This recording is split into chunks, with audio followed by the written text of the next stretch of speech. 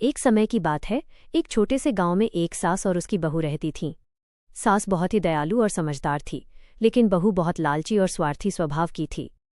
बहू हमेशा यही सोचती रहती थी कि घर की सारी संपत्ति और गहने सिर्फ उसी के पास हों। सास उसे बार बार समझाती, बेटी, लालच बुरी बला है, संतोष में ही सुख है, लेकिन बहू उसकी बातों को अनसुना कर देती। एक दिन सास ने बहू की परीक्षा लेने का सोचा। उसने बहू से कहा, मैं मंदिर जा रही हूँ, ये एक छोटा सा संदूक है, इसे संभाल कर रखना, इसे खोलना मत।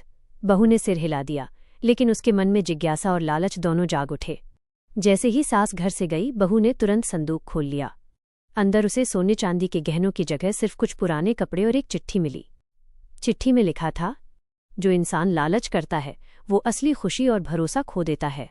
यह पढ़कर बहू को बहुत शर्म आई। उसे समझ आ गया कि सास उसे सबक सिखाना चाहती थी। जब सास वापस आई तो बहू ने रोते हुए माफ़ी मांगी और कहा, माजी, अब मैं कभी लालच नहीं करूंगी।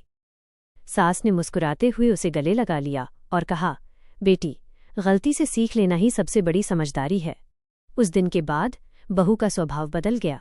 वो संतोष और प्रेम से रहने लगी और घर में हमेशा खुशियां रहने लगीं।